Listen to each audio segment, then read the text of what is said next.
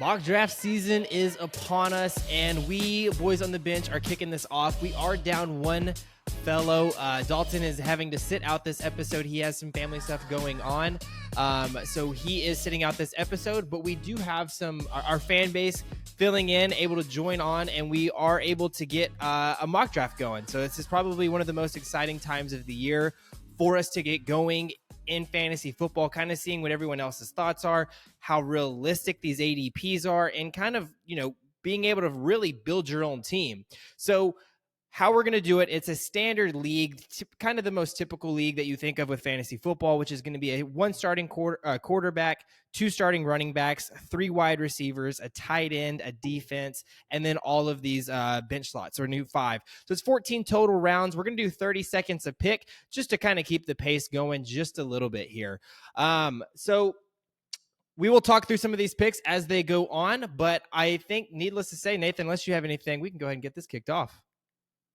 Yeah, bro, let's get this going. I'm excited about this episode here, and like you said, our fan base joining us. Let's get this mock draft going and see what our fan base thinks and what we can do going around them. It'll be fun. Absolutely. All right, let's go ahead and get this mock draft started. So Seth is the first on the clock. Christian McCaffrey. It's a bold pick there. Yeah, Very bold I was pick. about to say, yeah. we don't see it. You honestly don't see a ton of picks going, Christian McCaffrey going first. I think more so than anything that you see the Justin Jefferson. Man, a very bold statement. That's a very bold statement there. Bijan, number 3 off the board. Yeah, so we had Christian McCaffrey go at 101, Justin Jefferson 102, Bijan Robinson 103. And I think that right here, that makes the most sense, right? So that was me, Jamar Chase. And that was someone that we see going, it's either, in most drafts, we see either Justin Jefferson and then Jamar Chase and then Christian McCaffrey. Right, yeah. The Bijan move there, it's a bold statement. I like what he's thinking, but, he could be one of the best running backs in the NFL this year. Austin Eckler's gone. Now it's going to come to me. And right here at 7, I think this is going to make the most sense right here since he's still on the board. I feel like you got to go the one and only Cooper Kupp. That's exactly who I was going to say. And you start to see Cooper Kupp kind of go off at that 103 and a lot of mock drafts. He's either going really early at 103, 104, but in this mock draft, we take what we can get. We see that it's obviously a pretty running back heavy. Typically, we don't see 3 running backs taken until this end. So again, going back through it, the last couple picks, I went Jamar Chase. We saw Travis Kelce going at 105. At 105, Which, hey, that's not a bad pick because, like you mentioned in past episodes, what was it? 75% of the people in the fantasy championships had Travis Kelce on their team. Yeah, we see here at 10 stacking Saquon and then back to CD. I like that. Yeah. You got to hope that NFC East is very high scoring going with that stack. Although I love the stack. I really like Saquon Barkley, CD Lamb there. But going back through Travis Kelce and then Austin Eckler, then Nathan, you were able to scoop up Cooper Kupp. And then we see Tyreek Hill coming off the board, Stephon Diggs, and then Saquon Barkley to end the first round. And then CD Lamb. And then we start to see maybe another running back run coming here with Derrick Henry. And then Devontae Adams in his situation. I'm going to go here. I like the Kupp and Brown stack here because I feel like I can go a pretty good running back still in the third round here. So why not get 2 number 1s right there at 7, so I like it. You see AJ Brown go, Nick Chubb. And then I had to go with Garrett Wilson, reigning offensive rookie of the year.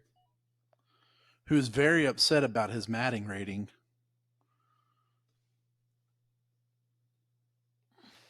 And then, yeah.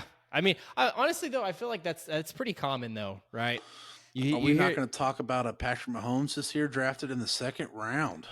Jalen Hurts as and well. maybe that was the exact thought. Was that, I mean, granted, he would have been picking again.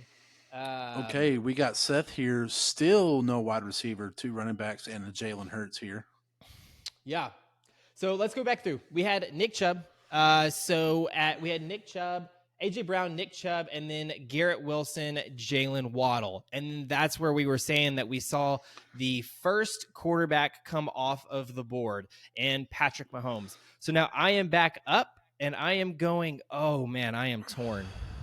But I do have two wide receivers. I am torn between either Chris Olave, who, if you've listened to this podcast, I am very, very high on, but I am also very, very high on Ramondre Stevenson. So I will take. I He was who is. That's that's going what to I be was my. shooting for back That's at me there, but Yep, that is my hero back. I like him a lot. And the picks before that, we had Josh Jacobs, Tony Pollard, and Jonathan Taylor. So 2 out of is those Taylor gonna last 4, play?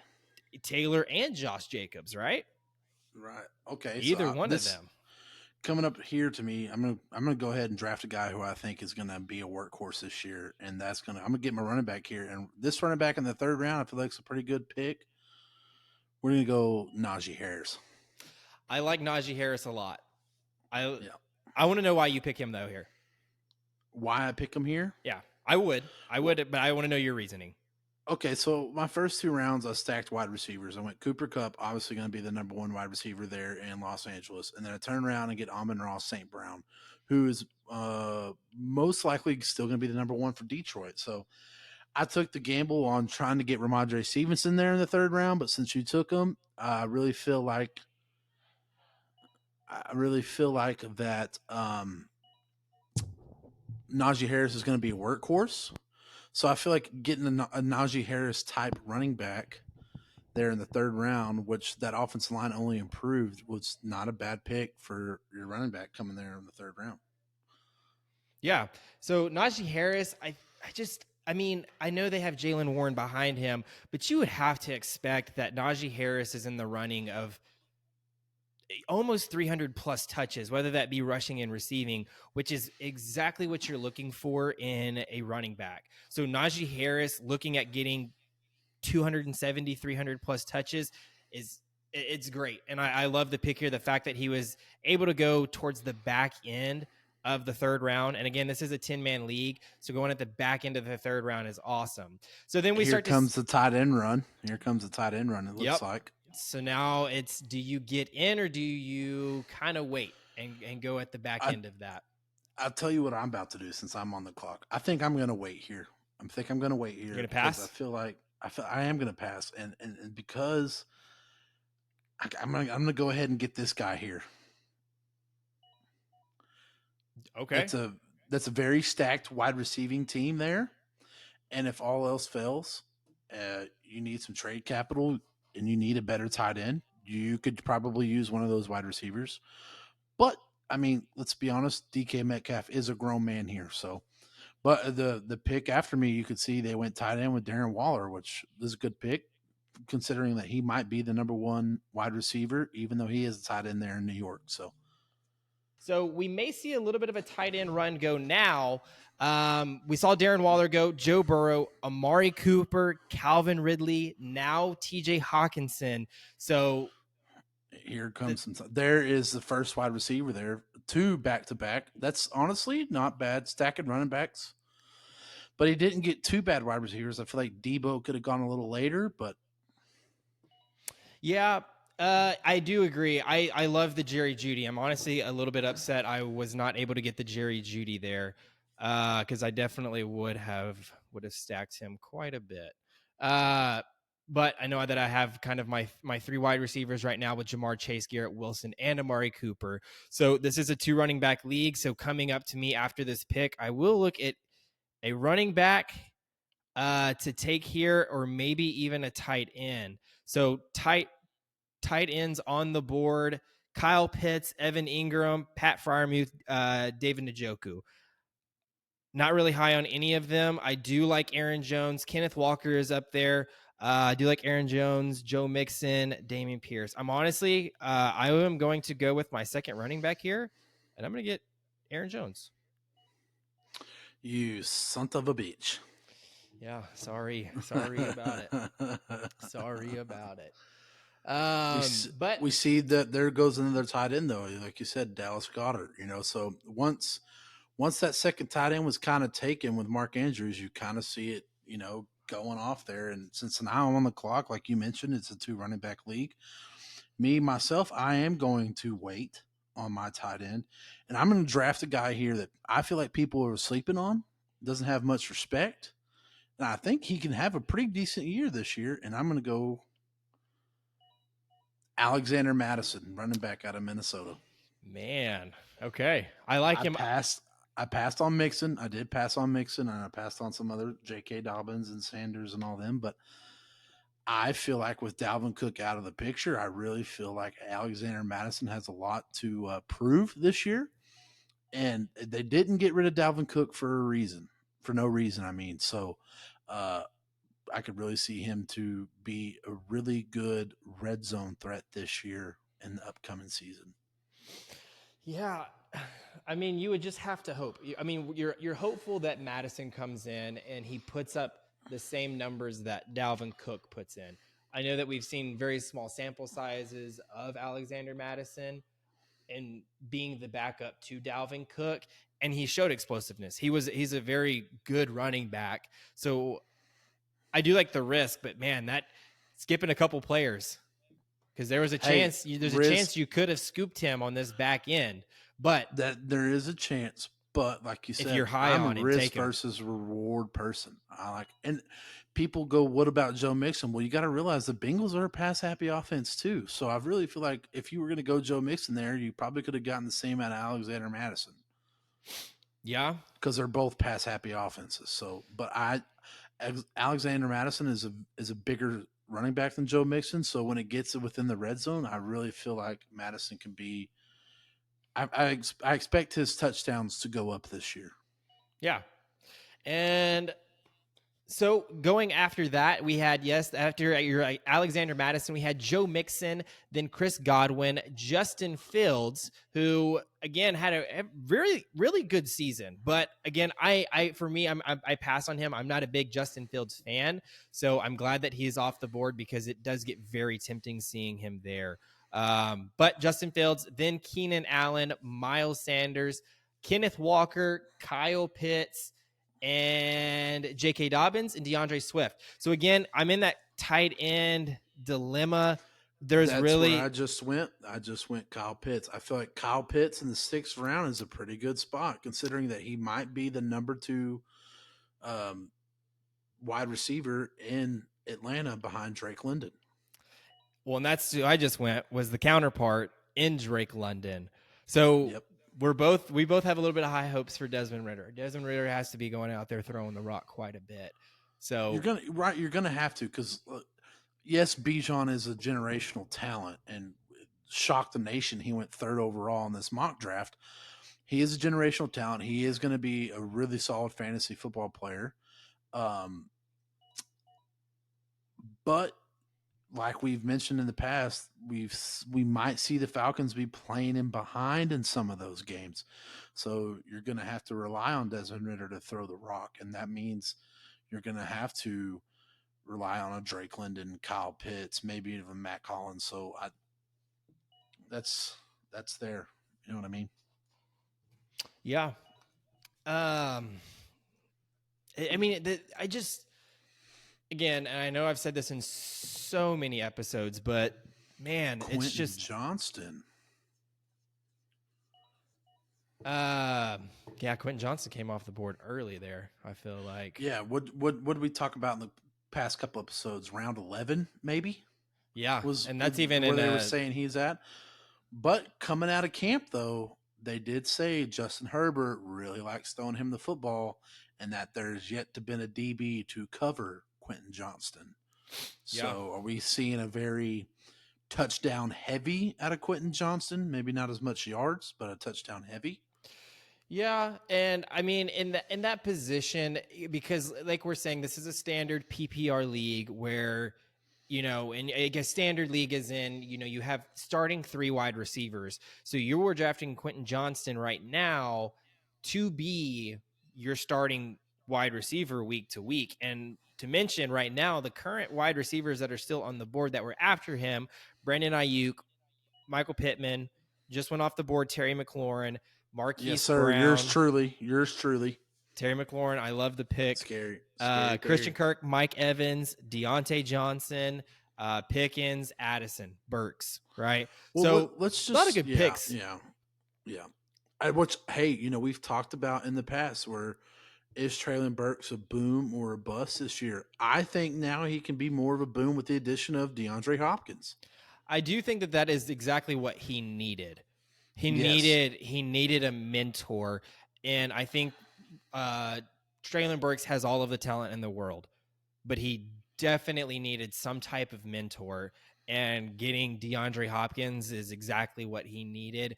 And now it kind of relieves the pressure of him in a sophomore season to not have to perform as wide receiver 1, which I think that he could, but Right, in a right. Titans offense, it is a little bit difficult with Ryan Tannehill and Derek Carr. I don't know. I don't think, I think it'd have been really hard to get him featured in a type of way. But now that, DeAndre Hopkins comes into town, it's good. But the picks after that, Justin Herbert. I took my quarterback in Justin Herbert. That was the first quarterback, and I was actually a little bit surprised. What is he? 1, 2, 3, 4, 5, 6, 7, 8. He was the quarterback number 8 off the board, and I think is what we were saying to Quentin Johnson too. We're giving a wide receiver 3 very high value, and the only one that can benefit off of that as a wide receiver 3 is the quarterback himself. So I will gladly take Justin Herbert. But after him, Brandon Ayuk, Michael Pittman, Terry McLaurin, Marquise Hollywood Brown, Trevor Lawrence, Tyler Lockett, Alvin Kamara, Cam Akers, and then Pat Fryermuth. So I still do not have a tight end for my team. This is something that I am definitely going to have to nab. It will be my last. I have everything except that. I even have my flex. So I've got my quarterback in Justin Herbert, my 2 running backs in Ramondre Stevenson and Aaron Jones, and then my 3 wide receivers in Jamar Chase, Garrett Wilson, Amari Cooper, and then my flex would be Drake London. Right. So I just went Christian Kirk there in the 8th round. Not a bad pick, I feel like. and there is my tight end. I can defense in the 8th round.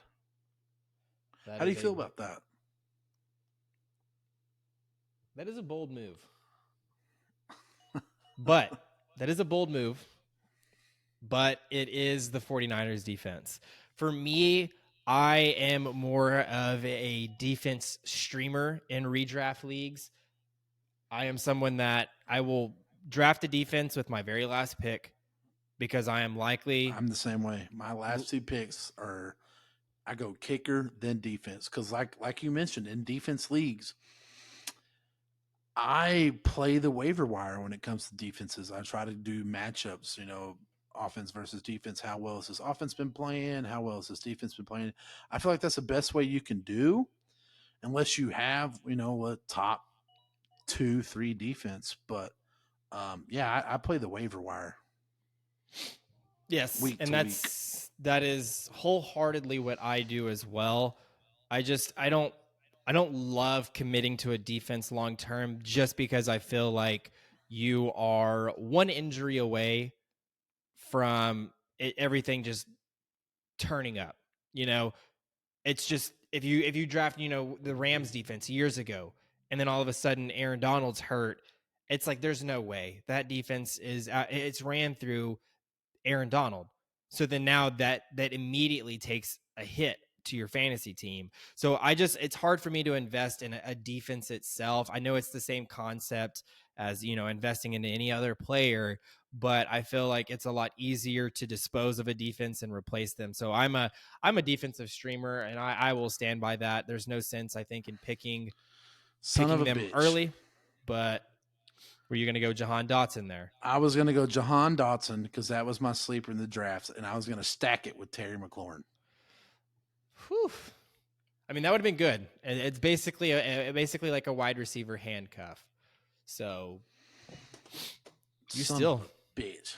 You still don't have a quarterback. You may be I like only where I'm team. sitting. You are the only team here without a quarterback.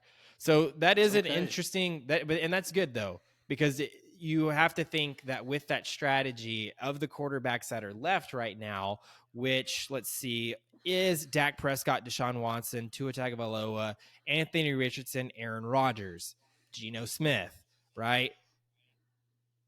If everyone even still goes a backup here, you're still going to be sitting pretty good. So Exactly. And I'm going to go quarterback next pick, and I'm going to tell you who I'm going to go with and why. I can only imagine, Cowboys fan. I can only imagine who it is. You're going to be surprised, but hey, we'll see. Okay.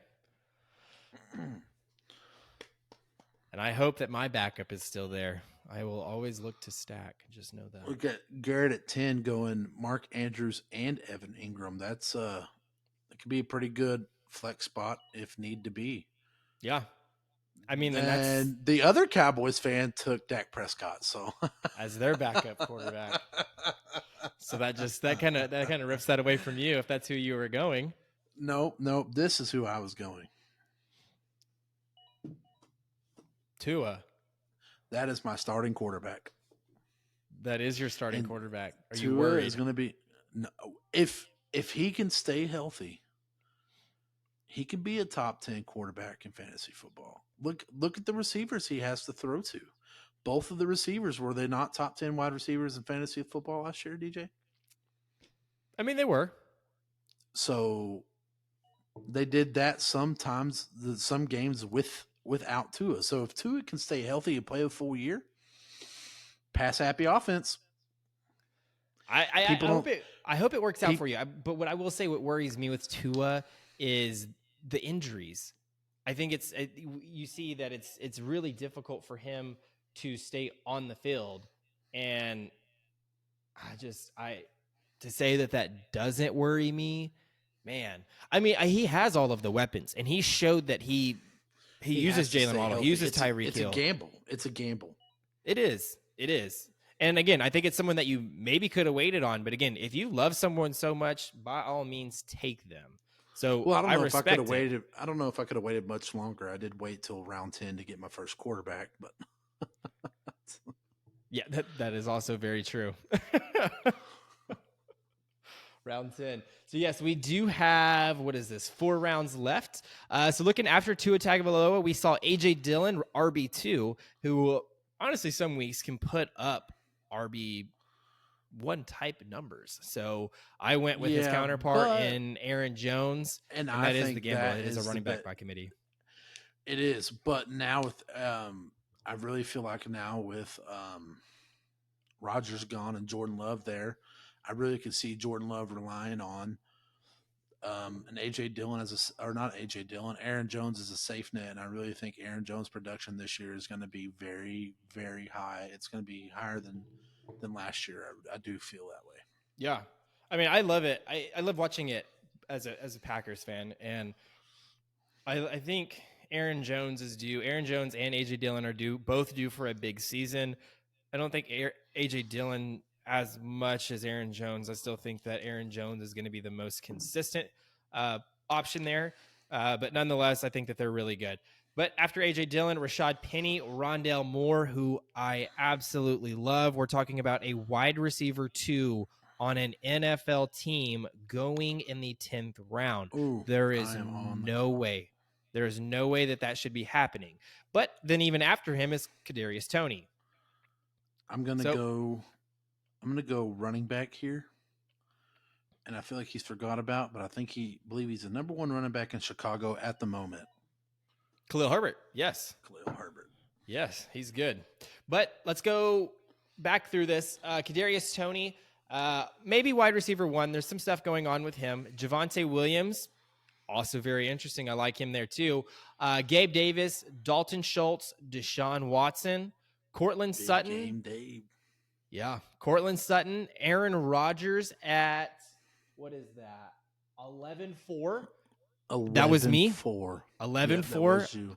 I stacked him. I have Garrett Wilson, and I mean, I don't know how much Aaron Rodgers is actually going to be in my starting lineup week to week, just because I have Justin Herbert. But if it needs be, then I will start him with stack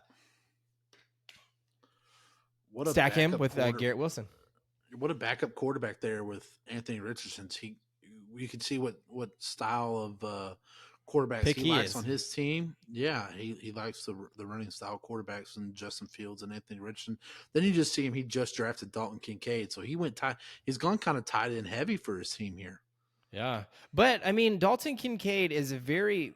I feel out of the 3 tight ends, those are 3 solid tight ends. If Dalton Kincaid produces like everyone thinks that Dalton Kincaid should produce, then he almost is going to put up wide receiver numbers. So then we see another one, David Njoku going off of the board here. So maybe a little bit of another tight end run. We're going with those backup tight ends here.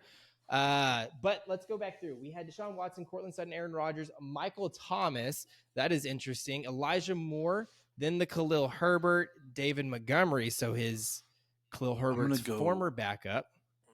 Yep, that I went Herbert, but I'm gonna go ahead and draft here a guy that I think that you're high on. Hopefully this year, Romeo Doubs. I love Romeo Doubs just because everything that is coming out of Packers training camp is saying that Romeo Doubs is Jordan Love's favorite target. So I know everyone's high on Christian Watson, and I love Christian Watson a lot myself, but it seems that Romeo Doubs is gonna be the guy there. That's just the way it seems. And honestly, it's safe to assume that we don't really know exactly what is going on in Green Bay. We don't know who Jordan Love's favorite target is going to be. So you are taking a little bit of a gamble. Now, I do think that regardless, Christian Watson is going to put up I think he's definitely going to put up wide receiver 2 numbers for your fantasy team. I think he's going to finish in the top 24 to top 30 of fantasy wide receivers. But Romeo Doubs is that exciting option, where you see him going here in either the 12th, 13th, 14th round at the back end of drafts as a hopeful prospect. And he has every chance of meeting those needs and potentially being in your starting lineup consistently week to week. Right. Yeah, that's kind of why I went Romeo Doubs there at 12-4. I just all this talking back and forth with you and seeing what's coming out of Packers training camp. That's a possible potential number 1 wide receiver there in Green Bay that I just drafted in the 12th round. But the number 1 spot is up for grabs between Christian Watson and Romeo Doubs. But like we've talked about in past episodes, young quarterbacks who are in their first actual year of starting try to find that one guy they can lean on and trust a little bit more than the others. And from what I'm hearing, I'm with DJ. From what I hear, it might be Romeo Doubs. Yeah. So after him, Alan Lazard, former teammate of Romeo Doubs, Alan Lazard, then Tyler Higbee, my favorite tight end this year because I am so excited to see him have a healthy season under his belt. But that is Irv Smith Jr., then Jamison Williams, Cole Kmet, Geno Smith, and then kicking off the 13th round, Antonio Gibson, then the Cowboys defense. So now we're probably going to see a lot of defenses come off here. Rookie quarterback, Bryce Young. And I was about to say, you're up, dude. Okay. Yeah, I was not paying attention there, but I went Jared Goff as my backup there. I think it's going to be potential to be a very pass-happy offense. And this is the year to prove to the Lions why they decided to stick with him this year. So Look for Jared Goff to throw a lot of yards this year. I could see him breaking over 4,000. That's, I mean, it's a really good shot because Jared Goff last year finished as a top 10 fantasy quarterback.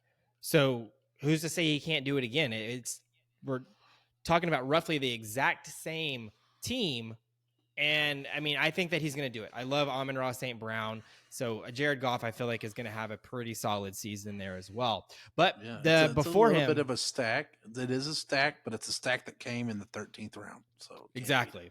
But the quarterback before him, Bryce Young, I thought that was an interesting pick. I mean, I respect it because reports did come out saying that he is going to be quarterback one for Carolina. So hopes are high. And you saw them invest in the wide receiver room, got DJ Chark, Adam Thielen.